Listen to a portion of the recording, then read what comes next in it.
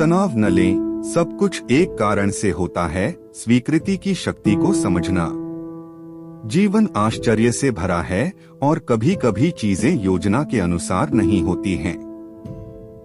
अप्रत्याशित चुनौतियों का सामना करने पर तनावग्रस्त, चिंतित और अभिभूत महसूस करना आसान है।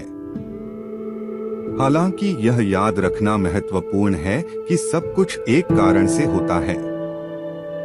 जीवन के उतार चढ़ाव से निपटने के लिए स्वीकृति महत्वपूर्ण है। जब हम स्वीकार करते हैं कि चीजें हमेशा योजना के अनुसार नहीं होती हैं, तो हम खुद को तनाव और चिंता के बोझ से मुक्त कर लेते हैं। हम अपने साथ होने वाली हर चीज को नियंत्रित नहीं कर सकते, लेकिन हम यह नियंत्रित कर सकते हैं कि हम उस पर कैसे प्रतिक्रिया दें। यह याद रखना महत्वपूर्ण है कि जीवन की चुनौतियां अक्सर विकास के अवसर होती हैं।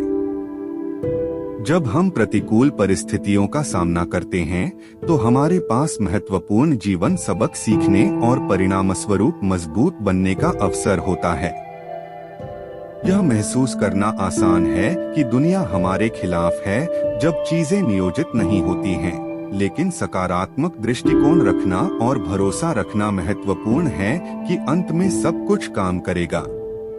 स्वीकृति विकसित करने का एक तरीका दिमागीपन अभ्यास के माध्यम से है। इस क्षण में उपस्थित होकर और बिना निर्णय के अपने विचारों और भावनाओं को देखते हुए हम चीजों को उसी रूप में स्वीकार करना सीख सकते हैं जैसे वे हैं।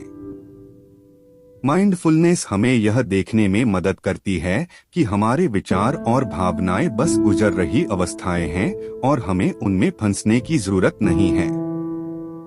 स्वीकृति विकसित करने का एक अन्य तरीका कृतज्ञता अभ्यास के माध्यम से है।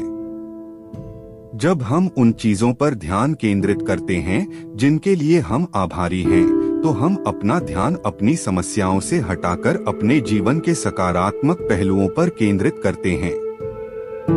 इससे हमें अपनी वर्तमान स्थिति के साथ अधिक संतुष्ट और शांति महसूस करने में मदद मिलती है।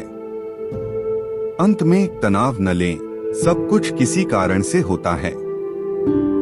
जब हम स्वीकार करते हैं कि जीवन अप्रत्याशित है और हम सब कुछ नियंत्रित नहीं कर सकते, तो हम तनाव और चिंता से मुक्त हो जाते हैं।